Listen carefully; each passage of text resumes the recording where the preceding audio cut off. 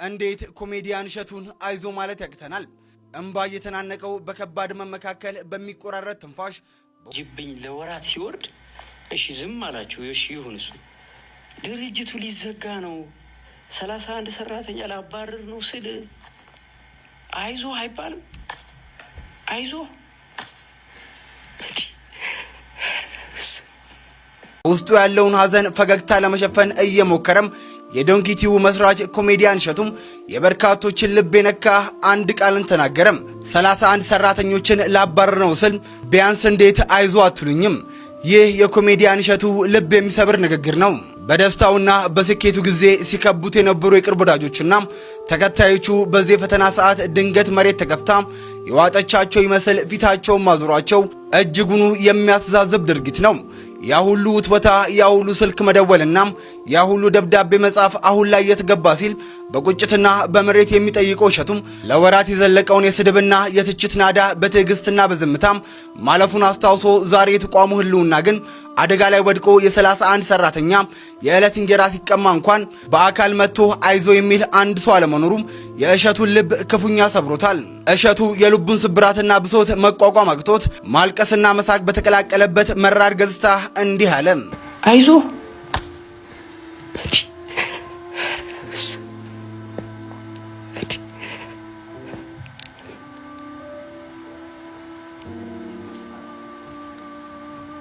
ችግር የለውም 31 ሰራተኛ ቢባረር ማለት ነው የእናንተ ስለተሰራ ይብቃኝ። ለማንኛውም ሌላ ነገር ውስጥ አልግባ። ሰው ማለት ሰው የሚሆን ነው፣ ሰው የጠፋለት። የቀሩትን 46ቱን ከመበተኔ በፊት ግን ዶንኪቲው ምን አይነት አደጋ ውስጥ እንዳለ ዛሬ ምሽት 3 ሰዓት እነግራችኋለሁ። በትክክል የምትወዱኝ የዶንኪቲውን ስራ የምትወዱ የምትደግፉ ሰዎች ይህ መስማት አለባችሁ። ምሽት 3 ሰዓት ዶንኪቲው ላይ እንገናኝ። አይዞ አይባልም። አይዞ ችግር የለውም 31 ሰራተኛ ቢባረር። አይዞ ቢሉ የማን ቃል ያጣናል? አይዞ ቢሉ የማን ቃል ያድናል? አምላክህን ብቻ አውሩ፣ እሱ አይጨክንም ያነሳል። አይዞ እሸቱ። የእሸቱን ቪዲዮ ደጋግሜ 2 ጊዜ 3 ጊዜ አይቼዋለሁ እና በግልጽ ነው ልመናን የለመነው። በግልጽ ነው ቸገረኝ ያለው ማለት ነው። በግልጽ ነው አጣሁ ያለው። የማጣቱ ደግሞ ራሱ የሚበላውን ነገር አይደለም። እኔ ይሄ ነበረኝ፣ አሁን ለልጆቼ ማሳደጊያ፣ ለእኔ ቤት፣ ለሙያዬ ለምሰራበት ይሄ አለኝ እግዚአብሔር ይመስገን። ግን ቀጥሬ የማሰራቸው ደግሞ ሰራተኞች አሉኝ። እነዛን የምችለው ስራ ሰርቼ በትኛለሁ። አሁን ደግሞ የቀሩትን ልበትን ነው። እንደዚያ ከመሆን እናንተ የምትችሉ ከሆነ 5 ብር አባል በመሆን እንታደጋቸው ብሎ ልመና ነው ያቀረበው። በቃ ልመና ማለት ነው። እና አንድ ለማኝ፣ አንድ የኔ ቢጤ፣ አንድ የቸገረው ሰው፣ አንድ ገንዘብ ብቻ አይደለም፣ የሰላም የጤና የምን ብዙ ነው የሚቸግረው። በዚህ ምድር ላይ ስንኖር የማይቸግረን ነገር የለም። እና ተቸገርኩ ያለ ሰው አደባባይ ሲወጣ ያውም እንደ እሸቱ አይነት ብዙ ጠላት ያለው ሰው እሸቱን በፖለቲካ አስተሳሰብ የሚጠላው አለ፣ በሃይማኖት የሚጠላው አለ፣ በልጁ ትዕቢት ደግሞ አለችው አለ፣ ወጣትነት አለ፣ ጉራው አለ። ጉራው ትዕቢቱ ራሱ ጎትቶ የሚያመጣበት ብዙ ጠላት አለው። እነዛ ጠላቶች አሉ። ደግሞ እንደ ሀበሻ ደግሞ አንድ ሰው ከፍ ብሎ ለመታየት ሲል ጎታች ነው ያለው እና በየጠንቋይ ቤቱ በየምኑ የዛን ሰውዬ ውድቀት አሳየኝ እያለ ለኡራኤል ለሚካኤል የሚሳል ህዝብ ባለበት ሀገር ላይ ይሄ ሁሉ ጠላት እያለበት ይሄ ሁሉ ወቀሳ እያለበት አደባባይ ወጥቶ ሰው ፊት መቆምን የሚያክል ጀግንነት የለም። ይሄ ጀግንነት የሚጠብቀው እንዳለ ሆኖ ማለት ነው። አገኘ ነው እሰይ የታባቱ በወደቀ አመጣ ነው ስለቴ ተሳካ እሰይ ስለቴ ሰመረ የሚል ሰው እንዳለ እያወቀ የመጣው ይምጣ ብሎ አደባባይ መውጣትን የሚያክል ጀግንነት የለም። ይሄንን አደንቅለታለሁ። አለቀ። አንዳንድ ሰዎች በጀግንነት ወጥተው ይሉኝታን ምን ባላለውን ሐሜትን የፈለገ ነገር ይምጣ ብለው ጥሰው ወጥተው ቤተሰባቸውን የሚያድኑ አሉ፣ ራሳቸውን የሚያድኑ አሉ፣ ልጆቻቸውን የሚያድኑ አሉ። ግን ተሰድበው ነው ሊሰድበው ነው። ከዛ ሌላ ቀንም እኮ ደግሞ ይመጣበታል። ዛሬ ብቻ ሳይሆን ማለት ነው። ነገ ደግሞ ሲያጠፋ አንተ ከካም እኛንን እኮ 5 ብር ያላዋጣው ሰው ነው የሚለው። እኛንን እኮ አባል ሆነን አንተን ቀና ያደረግን ብሎ እንደገና ሊገዛው በ5 ብር ሊገዛው የሚመጣ ሰውም ነገ ገና ደግሞ የሚመጡ አሉ ማለት ነው። እና በጣም እንትን እላለሁ። አንዳንድ ሰዎች ይመጡና ለምን ይሄ ሰውዬ እናንተ እንደዚህ ስትጮሁ እናንተ እንደዚህ ስትለፉ እሱ እንደዚህ እያረገ ብለው ደግሞ የሚመጡ አሉ። ዛሬ ይኸው እግዚአብሔር ጣለው የዋልድባ አባቶች ጸሎት የምንትስዬ ጸሎት አፈር ከድሜ ያበላው ምናምን ብለው እኔንም እንትን የሚገፋፉኛሉ ማለት ነው። አብሬያቸው እንድጮህ ማለት ነው። ሲጀመር እኔ በስያለሁ ትክክል ብዬ በሰልኩኝ። የማንም መንገደኛ አይመራኝም። ጀማውን የምከተል አይደለሁም። ብቻዬን የምቆም ሰው ነኝ። እና ከኋላ የሚጎነታትለኝ ከኋላ የሚገፋፋኝን ሰው አልሰማውም። ሲጀመር አልሰማም። ባለመስማቴ ነው እዚህ የደረስኩት። ባለመስማቴ ማለት ነው እዚህ የደረስኩት ባለመስማቴ ነው። ዩቲዩብ ቻናላችን አሁን ላይ በኢኮኖሚ ደረጃ ሰርቫይቭ ማድረግ አቅቶታል። ይሄን ሰርቫይቭ ለማድረግ ብዙ ነገር አድርገናል። ለምሳሌ በጣም ብዙ ሰራተኞች ለመልቀቅ ተገደናል። ልንከፍላቸው ስላልቻልን ምርጥ ሰራተኞቻችንን እያዘንን ሄደውብናል። ኮሜዲያን እሸቱ ምንድነው ያጋጠመው? ተወዳጁ ኮሜዲያን እሸቱ መለሰ በአሁኑ ሰዓት እንግዲህ በሚዲያ ታሪኩ እጅግ ከባዱ ምዕራፍ ላይ መድረሱን አስታውቋል። አሁን ይህንን ሳወራ ፈገግ ለማለት ብሞክርም ውስጤ ግን በታላቅ ጭንቀት ውስጥ ይገኛልን ብሏል። እሸቱ እንዳለውም ዶንኪቲ በገጠመው ከባድ የኢኮኖሚ ቀውስ ምክንያት በርካታ ሰራተኞችን ከስራ ቢያሰናብትም አሁን የቀሩትን 46 ሰራተኞችም ይዞ መቀጠል ባለመቻሉም ቀሪዎቹን ሰራተኞች ለማሰናበት ከጫፍ መድረሱንም አስታውቋል። እሸቱ አክሎም እናም ዶንኪቲዩብን እዚህ ያደረሳችሁት እናንተ ናችሁ። ታዲያ ዛሬም የመጨረሻው ጥያቄ አንድ ነው። በዚህ አስቸጋሪ ሰዓት ከጎናችን አላችሁ ወይ በማለት ኮሜዲያን እሸቱ በተማጽኖ ጠይቋል። ከ60 ከ70 በላይ ሰራተኛ ደርሰን የነበርን ሰዎች አሁን ቤት ውስጥ ያሉን 46 ሰራተኞች ብቻ ናቸው። እነዚህም 46 ሰራተኞች የቆዩልን በመነጋገር ችግሩን በማየት በውይይት ደሞዛቸውን ቀንሰው ነው። በግማሽ ቀንሰው 25% ቀንሰው ግማሾቹን ወደ ኤፒሶድ ተከፋይ እያደረግን በቃ እንዲህ እያልን ነገ ደግሞ ሲያጠፋ አንተ ከካም እኛንን እኮ 5 ብር ያላዋጣው ሰው ነው የሚለው።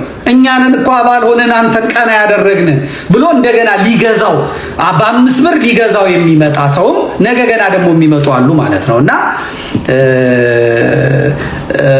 በጣም እንትን እላለሁ። አንዳንድ ሰዎች ይመጡና ለምን ይሄ ሰውዬ እናንተ እንደዚህ ስትጮሁ እናንተ እንደዚህ ስትለፉ እሱ እንደዚህ እያረገ ብለው ደግሞ የሚመጡ አሉ። ዛሬ ይኸው እግዚአብሔር ጣለው የዋልድባ አባቶች ጸሎት የምንትስዬ ጸሎት አፈር ከድሜ ያበላው ምናምን ብለው እኔንም እንትን የሚገፋፉኛሉ ማለት ነው። አብሬያቸው እንድጮህ ማለት ነው። ሲጀመር እኔ በስያለሁ ትክክል ብዬ በሰልኩኝ። የማንም መንገደኛ አይመራኝም። ጀማውን የምከተል አይደለሁም። ብቻዬን የምቆም ሰው ነኝ።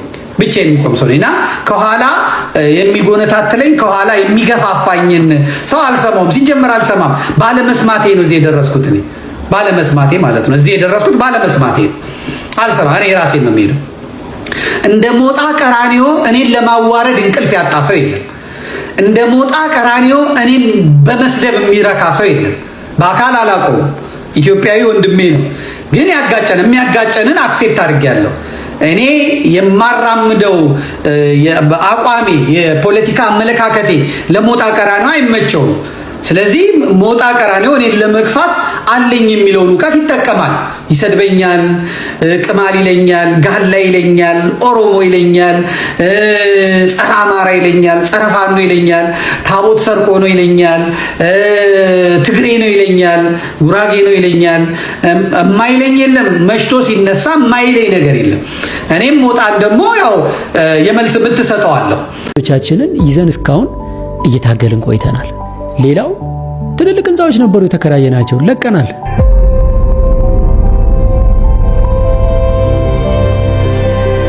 ተስፉ ሲኒማ ድንቅ ልጆች የምንቀርጽበት አልቻልንም፣ ለቀቅን።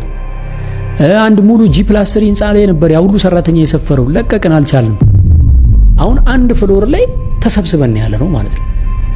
አንድ ፍሎር ተከራይተን ምገባ ነበረ ዶንኪቲዩብ ውስጥ ቅድም እንደነገርኳችሁ ቁርስ፣ ምሳ፣ እራት ይበላ ነበር። አቆምን ምገባ። ብዙ ነገር ቀንሰን አሁን መጨረሻ ካቅም በላይ ሆነ ማለት ነው ነገሩ። ሰዎች እሸቱ በጣም ሚሊዮነር ነው፣ ብዙ ብር አለው፣ ንብረት አለው ብለው እርግጠኛ ሆነው ያወራሉ። ኦፍ ኮርስ እኔም ሲያቀብጠኝ ሲሉ ሰምታ ዶሮ ሞተች ቀጢስ ገብታ ይባል። አንድ ቀን ሰይፉ ላይ ቢሊዮነር ሳልሆን አልሞትም ብዬ ቀላል መስሎኛል። ያው ቢሊዮነር ሞቲቬሽን እኮ ነው። ሞቲቬሽን ሰምቼ ተወስውሼ እንደዛ ብዬ ነበርና ሪያሊቲው ግን ኢትዮጵያ ውስጥ አሁን ላይ ቢዝነስ የምትሰሩ ሰዎች ታውቁታላችሁ ምን ያክል ከነዳጅ አቅም ስንት ብር ነው አሁን መንቀሳቀስ ጤፍ ስንት ብር ነው? እያንዳንዱ እንቅስቃሴያችን በገንዘብ ነች አይደል? የሚመጣው ገንዘብ ምናልባትም እንደው ዩቲዩብ ዶላር ስለሆነ ነው እስካሁንም ሰርቫይቭ ያደረግ ነው እንጂ እንዴት ሆኖ ማለት እኔ እንግዲህ ንብረት አለው ከተባለ እናንተ የምታውቁት ነው። የማታውቁት ንብረት የለም። ኢትዮ ቤስት ሪል ስቴት ቤት ገዝተናል። መጀመሪያ የሜላትን መኪና ሸጠን ገዛን። ከዛ ቢሮአችን ሃይሩፍ ነበረችን አንድ አይናችን። የመጨረሻው ክፍያ ቀኑ ሲደርስብን ስንጨነቅ በባንክ ገዝተነው የነበረውን ፕራዶ ሸጠን ነው የቤቱን ከፍለን የጨረስነው ማለት ነው። ሶ ንብረት ከተባለ እንግዲህ መቼ ሰው ወይ በራሱ ወይ በሚስቱ በልጆቹ በቤተሰቡ ነው አይደል የሚገዛው? ቼክ ማድረግ ነው። አንድ ቤትና አንድ የቤት መኪና አለን። ይሄም ለኔ ትልቅ ስኬት ነው። በ7 ዓመት እንደ አንድ ወጣት ይደንቀኛል ለራሴ እንዲህ ቤት አንድ አፓርታማ ኦን ማድረግ እየገረመኝ ነው። በቃ በጣም እየደነቀኝ ማለት ነው። ትልቅ ስኬት ነው። ለምን በርደኑን እዚህ ጋር ያለውን ስለማቀው ማለት ነው። ገንዘብ አያያዝ ስለማታቅ ነው የሚለኝም ካለ ይሁን። እንግዲህ አላቅበት ይሆናል። ግን ሪያሊቲው አሁን ለምትወዱኝ ለምታከብሩኝ ኢትዮጵያውያን እኔ ከስርም ስመጣ እየነገርኳችሁ ነው የመጣሁት። የምዋሸው የምደብቀው ነገር አልነበረኝም። እንዴት ከችስትነት ተነስቼ ከጓደኞቼ ጋር አንድ ፍራሽ ላይ የተኛው እንዴት አድርጌ እዚህ እንደደረስኩኝ ነግሬያችኋለሁ። እውነታውን ታውቃላችሁ። ዶንኪ ቲዩብን ያሳደጋችሁት እናንተ ናችሁ። እዚህ ያደረሳችሁት እናንተ ናችሁ። አሁን የማቀርበው ጥያቄ ምንድነው? ከጎናችን አላችሁ ወይ? ድርጅቱ ሊዘጋ ነው፣ 31 ሰራተኛ ላባረር ነው ስል አይዞ አይባልም? አይዞ እሺ፣ እሸቱ መለሰ ተቸገርኩ ብሎ አደባባይ ወጥቷል። እኔ ይሄ ሀገር ስፔሻሊ ከለውጡ መንግስት ጀምሮ ሞር ዲሞክራት ሀገር መሆኑን ሞር ዲሞክራት መንግስት መፈጠሩን አንዱ ማሳያ እሸቱ መለሰ ነው። ታስታውሱ ከነበረ ህፃናት ልጆችን በማባለግ ነው ኦልሞስት ከእድሜያቸው በላይ እንዲናገሩ በማድረግ ከማህበረሰቡ እሴት ውጪ ከማህበረሰቡ ባህል ውጪ የራሱን ልጅ ከማያሳድግበት እሴት ውጪ ሚዲያ ላይ ልጆቹን በማምጣት በልጆች የፈመሰ ነው። ነገር ግን ይሄ ሀገር ዲሞክራት መሆኑን ማረጋገጫው አንዱ ፖይንት እሸቱ መለሰ በተጠና መንገድ ስክሪፕት ጽፎ አርቲኩሌት አድርጎ መሪዎች እንዲሰደቡ፣ መሪዎች እንዲንጓጠጡ፣ ስርዓት እንዲሰደብ፣ የሌሎች ድብቅ የፖለቲካ ፍላጎት ያላቸውን ሰው ሳታየር አድርጎ በራሱ ሚዲያ ላይ ህፃናትን አምጥቶ ስርዓትን ሲያሰድብ የከረመ ሰው ነው። ለኔ ያሳዝነኛል። መሪውን የማያከብር ትውልድ ሲፈጥር የነበረ ሰው ነው። መሪውን በስርዓት አድጎ በስሎ ክሪቲሳይዝ ማድረግ የማይችል ትውልድ እንዲሁ በጭፍኑ ገና ሳያድግ እሱ የማይፈልገውን የፖለቲካ ሐሳቤ በህፃናት ላይ እየጫነ ልጆችን እንደዛ እንዲያደርጉ ሲያደርግ የከረመ ሰው ነው። ከዚህ በፊትም በርካታ አውርተናል። ይሄን ሁሉ ነገር ሲያደርግን የሱ ልጆች እንኳን ለሚዲያ ሊቀርቡ ቴሌቪዥን የማየት እድል የላቸው። ምክንያቱም ከሴት ውጪ እንዳያድጉ ባለጌ እንዳይሆኑ ማለት ነው። እድሜያቸውን በሚመጥን መልኩ እንዲያልፉ። ቀጥል እሸቱ መለሰ እጅግ በጣም እብሪት ያለበት ትዕቢት ያለበት እጅግ በጣም ቴክኒካሊ ነገሮችን ሁሉ በሃይማኖት መነጽር የሚያይ ተቋሙን ፈትሹት። ተቋሙን ስፈትሹት እሱ በሚለው በኢትዮጵያዊነት ልክ የተሰፋ ተቋም የለውም። 31 ሰራተኛ የሚለው ሰው መብቱ ነው በአደባባይ ሲሆን፣ በአንደበቱ ኢትዮጵያዊነትን፣ ህብረ ብሔራዊነትን፣ ህብረ ሃይማኖታዊነትን ሰብኮ በተግባር ግን ሌላ ሲሆን እሸቱ ነው መገለጫው ማለት ነው። ቀጥልን እሸቱ ባምቢ ላይ ሲያለቅጥ ነበረ፣ ሲያሾፍ ነበረ። ዛሬ መጥቶ ትላንትና በሚል ይሄ ኤክስፒሪያንስ ባገኘበት የልመና መስክ መጥቶ ዛሬ ለመለመን ይሞክራል። 31 ሰራተኛ አይደለም ለዩቲዩብ 3 ሰራተኛ ይበቃዋል። ከዛስ ቤትህን ሸጠህ መኪናን ሸጠህ ማንም እንደሚኖር አትኖርም እንዴ? ለብሮ እርዳታ የሚደረግለት ለእሸቱ መለሰ መሪ ስላሰደበ፣ ሀገር ስላዋረደ፣ ትውልድ መሪን የሚጠላ ትውልድ ስለፈጠረ፣ አድገው ሲያዩት የሚጸጸቱበት ንግግር ህፃናት እንዲናገሩ ስላደረገ፣ በ4 ዓመቷ ያልሞላት ልጅ አረቄና ጠላ ጠጣለው ብላ እንድትል ስላደረገ፣ ስለዚህ እሸቱ መለሰ እኔ ምንም አያሳዝነኝ። እግዚኦ እንደው እነዛ መሳቂያ አታድርገኝ። ድፍት እንደው ድፍት ጭጭ አድርገኝ። አለቀ። ሞተ ቢባል ይሻላል። በጣታቸው ነው ቆመው እየጠበቁ ያሉት። ለሰይጣንም ለመላእክም ለእግዚአብሔርም ለዲያብሎስም እየተሳሉ ያሉ ስንቶች ናቸው። ጣልልን እንጂ ገንድስልን እንጂ የሚለው በመንግስት ደረጃ፣ በቤተ ክህነት ደረጃ፣ በመነኩሴ ደረጃ፣ በሰባኪ ደረጃ እግዚኦ ጠላቴ እና ታዲያ ካለ አባቶቼ ጸሎት፣ ካለ ቤተሰቤ ጸሎት፣ ካለ እግዚአብሔር ጥበቃ ማን ይደርስልኛል? አሩሲ ያውላ ሰው ደም እየተፋሰሰ እዛውላ ክርስቲያን አንዲት ቃል ሳትናገር ትመጣና 32 ሰራተኛ ልበትን ነው እና እንደዚህ ላደርግ ነው ምናምን ትላለህ። አሩሲ ያውላ ህዝብ መከራ ፍዳ እየበላ እየተመለከት ያውላ ህዝብ እየተንጫጫ አንተ ትመጣና ከባምቢ ማንትስዬ ጋር ትጣላለህ። ከዛ በኋላ አየሩን በሌላ አጀንዳ ይዘኸው ያ አጀንዳ እንትን እንዳይል ትላለህ። እኔ የአባትህን ኦሮሞነት ተከትለ ወይ ምናምን እንትንን ተከትለ ይሄን ታረጋለህ አይደል? ከስርዓቱም ጋር ልትሰራት ይችላል፣ ላሰራት ይችላል። ይሄንን በምታደርግበት ጊዜ ግን ሌላ ነገር ሲመጣ እኔ ዘመዴ አለቅህም፣ ሌላውም ላይ ለቅህ ይችላል። ገዳም አሰራህ ለደንታ ነው፣ ቤተክርስቲያን አሰራህ ለደንታ ነው። ሀገር እየሞተ ሀገር እያለቀሰ አንተ ያን ነገር እንኳን ዲፌንድ ማድረግ ባትችል፣ ያንን ድምፅ መሆን ባትችል፣ ድምፅ በመሆንህም ደግሞ ስራ ይበላሻል፣ የጀመርከው ነገር ይበላሻል፣ ይጠምዱሃል። ደግሞ ክፍለ ሀገር ለቀረጻ ስትል ሊያግቱ ይችላሉ፣ አደጋ ሊያደርሱብህ ይችላሉ። ስለዚህ የግድ እንደኛ ወጥተህ እንደዛ አድርግ ማለት አይቻልም። አንተ ግን አጀንዳ መሆን የለብህም። በጣም የተከታተልኩ እሱን ነው። የጦፈ ነገር ሲመጣ አንተ አጀንዳ ይዘህ ትመጣለህ። አጀንዳ ማስቀየሻ አጀንዳ ይዘህ ትመጣለህ። ይሄ ብታቆመው ለአንተ ጥሩ ነው እና ታዋቂነትን ተጠቅመህ በፖለቲካ ውስጥ ላለመግባት እንደምትጠነቀቀው ሁሉ ታዋቂነትን ተጠቅመህ እንደዚህ አይነት ነገሮች ውስጥ ባትገባብን ጥሩ ነው ብዬ እገምታለሁ ማለት ነው። ስለዚህ በሀገሪቱ ውስጥ ያለውን የደም መፍሰስ የምታየው ነው። ለአንተ የሚነገርህ ነገር አይደለም። ነካም ታደርገዋለህ። አንተ ፌክ ኢትዮጵያኒስቶችን ለማስደሰት እነ ኢዜማን እነ ግንቦት ሰባትን እና ኢትዮጵያን የሚጫወቱትን ለማስደሰት እነሱ ከሽፎ በወደቁበት መንገድ ሄደህ አሁን ያለውን እንትን ማለት አትችልም። አሁን አማራ ያለበትን ስቃይ ከአማራ ጋር አሁን አማራ ጎን የማይቆም በሙሉ ነገ የነፃነት ቀን ሲመጣ ያው የድል አርበኛው ይመጣል። አማራው ደግሞ ያኔ መሰንቆ ከተገዘገዘለት፣ ክራር ከተመታለት፣ ግጥም ከተሰጠውና ዜማ ከተሰጠው ያው ይረሳዋል እንጂ ዛሬ እንዲህ ደም እየፈሰሰ አማራ ክልል በቢኤም በታንክ ህዝብ እያለቀ ሌላ አጀንዳ አምጥቶ ሰዎች በጉዳዩ ላይ እንዳይመክሩ ማድረግ ጥሩ አይደለም ብዬ ይመጣል።